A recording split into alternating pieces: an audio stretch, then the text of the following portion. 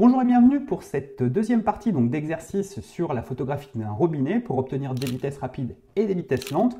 Exercice de confinement puisqu'il faut rester à la maison. Donc je félicite déjà tous ceux qui sont restés à la maison et a fortiori tous ceux qui ont participé en réalisant des photos de robinet et en me les envoyant dans le groupe Facebook. Alors on va voir vitesse rapide, vitesse lente, on va voir les photos que vous avez réalisées, ce qui a fonctionné, ce qui a moins bien marché, et pour chaque technique, je vais vous proposer une solution. Je vous rappelle le principe de l'exercice pendant le confinement. Je vous propose un sujet photographique à réaliser, je vous donne quelques indices pour pouvoir vous mettre sur la bonne voie, et vous avez donc une journée pour réaliser la prise de vue chez vous, sans sortir, on est bien d'accord, et enfin vous pouvez sortir dans le jardin mais c'est tout, et la poster sur le groupe Facebook. Alors faites attention à une chose, quand vous postez votre photo, précisez bien les différents réglages techniques que vous avez à utiliser. Je vous mettrai une petite liste des choses à compléter dans la description pour le prochain exercice pour qu'il y ait la photo et juste à côté les différents points techniques qu'il faut préciser pour que je puisse bien comprendre ce que vous avez fait et que je puisse apporter une correction qui soit, ou en tout cas une solution qui soit pertinente. Donc, pensez bien à mettre la photo et le petit descriptif en dessous. Ça, c'est le petit aparté. Donc, les photos sont publiées, enfin sont postées sur le groupe Facebook et ensuite, je vais les reprendre pour voir ensuite qu'est-ce qui a été bien, qu'est-ce qui a été moins bien, qu'est-ce qui a marché, qu'est-ce qui a moins bien marché. Et on va commencer tout de suite donc avec la photo d'Adrien en vitesse rapide qui a utilisé le programme manuel avec un objectif 75 mm avec une grande ouverture à f1.8. Il est monté dans les ISO, il est monté à 5000 ISO et il a obtenu une vitesse sur cette photo de 1/800 de seconde, ce qui est plutôt pas mal. On va voir aussi une photo de Muriel. Tac, je vous retrouve la photo de Muriel. Photo qui a été faite en extérieur, donc sur un robinet de jardin. Et là, elle a utilisé le mode priorité ouverture avec une sensibilité à 640 ISO. Elle a ouvert le diaphragme avec 5.6 et elle a un temps de pose de 1/1600 de seconde.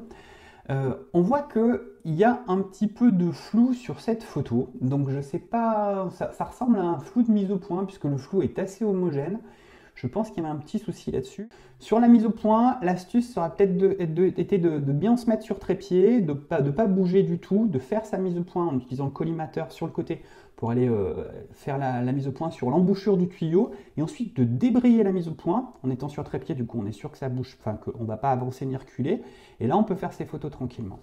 La photo suivante est la photo de Thierry qui a photographié une bouteille de soda donc à l'envers. Alors je tiens d'abord, avant d'entrer dans les réglages, à saluer la mise en place puisqu'il s'est quand même un peu cassé la tête. Il a mis à peu près 2 heures pour mettre son truc en place. Voilà à quoi ressemble l'installation. Donc bravo, parce que là quand même il fallait y aller. Là il n'a pas fait les choses à moitié. Donc félicitations Thierry, c'est quand même une belle installation. Donc pour cette installation, priorité ouverture avec un diaphragme très ouvert à f2.2 et une vitesse qui est très rapide, 1/4 millième de seconde, ce qui est pas au taquet mais presque sur la plupart des appareils photo, en tout cas sur les boîtiers d'entrée de gamme, ça monte au 4 millième. On peut monter à 8000 sur des boîtiers un peu plus costauds.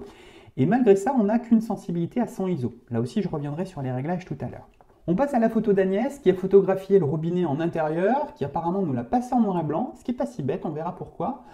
Et donc au niveau des réglages, on est en programme manuel, elle a utilisé un diaphragme ouvert à f3.5. Je dis ouvert parce que vraisemblablement elle est au 18 mm, donc ça doit être un objectif qui va du 18 à quelque chose, je ne sais pas. Mais souvent sur ce type d'objectif, on est au maximum à f3.5 en ouverture quand on est au grand angle, au 18 mm. Et elle a monté la sensibilité ISO à 3200 et elle obtient une vitesse de 1 millième de seconde, ce qui est pas si mal en intérieur. Ici, on a la photo de Claire qui est relativement sombre. Elle a utilisé le mode priorité ouverture. Elle a ouvert à f4, elle a monté la sensibilité ISO pour faire entrer la lumière, c'est ce qu'elle indique, et figé le mouvement à 1/320 de seconde. Alors, ce qui m'embête un petit peu sur cette image, c'est que l'ensemble est très très sombre. Le sujet est bon, c'est-à-dire qu'on a le filet d'eau qui est immobilisé, mais on est quand même très très sombre. Je pense qu'il y a un petit souci au niveau de la mesure de lumière, on reviendra là-dessus. Et on a la photo d'Anna, qui est notre Benjamine, et qui a fait là aussi une photo en intérieur. On a un petit souci de manque de lumière. Alors elle m'indique qu'elle a utilisé un temps de pause d'1/200 de seconde et qu'elle avait allumé les spots pour avoir une vitesse plus rapide. Pas déconnant effectivement, parce qu'en ajoutant de la lumière dans la pièce, elle va pouvoir avoir une vitesse plus rapide. Le souci, c'est qu'en allumant les spots, on voit qu'il y a sur le robinet un petit halo, un petit impact qui a tendance à être jaune. Ça, c'est un problème de balance des blancs. D'une manière générale, si vous voulez avoir des précisions sur les réglages de base et notamment sur la balance de blanc, je vous invite à suivre ma série de vidéos qui se trouve sur mon site. Je vous mets un lien dans la petite bulle ici et dans la description de la vidéo. Alors dans tout ça, qu'est-ce qui va pas? Le principe pour pouvoir obtenir la vitesse la plus rapide possible, alors quand je dis la vitesse la plus rapide possible, ce n'est pas la vitesse la plus rapide que l'appareil photo peut réaliser techniquement. Parce que ce qui va se passer, c'est que si on lui impose une vitesse trop rapide, eh ben, il n'y a pas assez de lumière qui va rentrer et la photo sera sous-exposée. C'est ce qui se passe un peu sur la photo d'Anna et sur la photo précédente, la photo de Claire. Ce qu'il faut bien comprendre, c'est qu'on fera toujours la vitesse la plus rapide possible compte tenu de la luminosité ambiante. Sauf si on rajoute de la lumière, c'est ce qu'a tenté de faire Anna. Donc l'idée, c'est de jouer sur notre triangle d'exposition en jouant sur la sensibilité ISO, sur l'ouverture de diaphragme, pour influencer la vitesse de manière à avoir la vitesse la plus rapide possible. Alors qu'est-ce qu'on va faire? La sensibilité ISO, plus on la baisse, plus l'appareil photo a besoin de lumière. Ça ne nous intéresse pas. Donc on va monter la sensibilité ISO. Alors vous pouvez la monter raisonnablement et même la monter au-delà du raisonnable, c'est-à-dire aller quand même 3200 ISO, même beaucoup plus, pour pouvoir avoir une vitesse qui va être le plus rapide possible. Puisque moins le capteur aura besoin de lumière pour être exposé, plus vous pourrez vous permettre d'avoir un temps de pause qui va être court. Donc c'est l'équivalent d'une vitesse rapide. Temps de pause ou vitesse d'obturation, c'est la même chose. C'est le temps pendant lequel le capteur est exposé ou c'est le temps pendant lequel l'ouverture de l'obturateur s'ouvre et se ferme. Ça revient strictement même. Deuxième point, l'ouverture de diaphragme. Là aussi, l'idée, c'est pas de créer la pénurie en fermant le diaphragme. C'est au contraire d'ouvrir le diaphragme de manière à faire rentrer un maximum de lumière. Du coup, si vous augmentez votre sensibilité ISO, l'appareil photo a moins besoin de lumière, donc vous pouvez avoir une vitesse plus rapide. Et si vous ouvrez votre diaphragme, l'appareil photo a plus de lumière encore, et là, vous pouvez encore avoir une vitesse la plus rapide. Donc la solution, pour avoir une vitesse la plus rapide possible sur une scène donnée, c'est de monter la sensibilité ISO et d'ouvrir le diaphragme. Alors vous avez utilisé des programmes tous différents, programme manuel, programme priorité ouverture. En fait, il n'y a pas vraiment de bonne ou de mauvaise solution, ça va revenir au même, tout dépend de la manière dont vous souhaitez procéder, c'est plus une question de goût ou d'habitude. Je vais vous montrer sur mon appareil photo comment ça peut se goupiller. Donc voilà, alors là par exemple je suis en programme P en 400 ISO et quand j'appuie sur le déclencheur, l'appareil photo me propose un couple vitesse diaphragme 1/80 de seconde à f5.6. Je vais faire comme la plupart d'entre vous, je vais passer en mode priorité ouverture et donc en mode priorité ouverture, je vais ouvrir mon diaphragme au maximum. Je me mets au grand angle au 18 mm de manière à avoir l'ouverture la plus rapide, la plus grande possible. Et on voit que quand, vous avez vu, là j'étais tout à l'heure à f5.6 à 1/80 de seconde, et si j'ouvre mon diaphragme, plus j'ouvre le diaphragme, plus la vitesse monte, puisque l'appareil photo reçoit plus de lumière, et comme il reçoit plus de lumière, eh ben, il va pouvoir avoir un temps de pause plus rapide. Ensuite, si je monte ma sensibilité ISO, là je suis à 1/250 de seconde en 400 ISO, je passe en 800 ISO, donc l'appareil photo aura besoin de 2 fois moins de lumière pour exposer, donc il pourra avoir une vitesse plus rapide. Donc en 800 ISO, j'étais à un 250e et je vais passer au 60e. Bing, et voilà. Et ainsi de suite, c'est-à-dire que si je monte en 1600 ISO, eh ben, je serai au millième de seconde. Si je monte en 3200 ISO, je serai au 2 millième de seconde. Et si je monte en 6400 ISO, je serai au 1/4 millième de seconde. Alors attention parce que si je vais encore au-delà, il va couiner, il va clignoter parce qu'il va dire oulala, moi, 1/4 millième, c'est mon maxi, je peux pas. Donc si je fais la photo, là, je vais être surexposé. Alors sur certains boîtiers, il ne va pas vous indiquer, il ne va pas clignoter, il va marquer low, high, pardon, HI pour high trop haut. Il aura trop de lumière. Donc je rebaisse un petit peu ma sensibilité. Et là, effectivement, je suis à un 2 millième de seconde pour figer une goutte d'eau, c'est plutôt pas mal. J'aurais pu le faire indifféremment en programme manuel. C'est-à-dire qu'en programme manuel, mon exposition est bonne quand mon petit curseur il est au milieu. Donc qu'est-ce que je fais? Eh ben, j'ai mon ouverture qui est déjà au maximum, je suis toujours en 3200 ISO. Et qu'est-ce que je vais faire? Ben, je vais ajuster ma vitesse. Oups, pardon, voilà. Je vais ajuster ma vitesse. Bing. Et mon exposition sera bonne quand je serai mon petit curseur au milieu. Donc on est à peu près à la même chose. J'ai dû bouger un petit peu, mais on reste dans les mêmes ordres de grandeur. Et si je passe, ouais, il y a un petit décalage d'un tiers de diaph, mais à la louche, on obtient quasiment le même résultat à un tiers de diaph près. Voilà. Et si j'étais même utilisé, allez, soyons fous, la priorité vitesse, ben c'est pareil.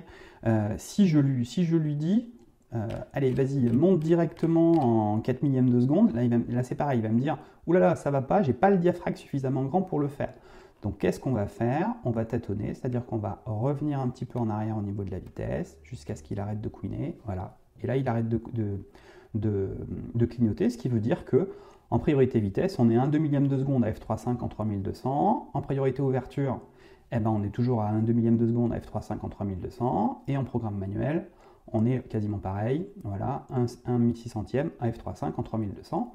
On aurait même pu le faire en programme P. Il y a plein de gens qui se disent que le programme P, c'est un programme tout automatique. Non, j'ai monté ma vitesse, ma sensibilité en 3200 ISO, et il me propose un compromis, c'est-à-dire un couple vitesse-diaphragme, 1 250e à f10.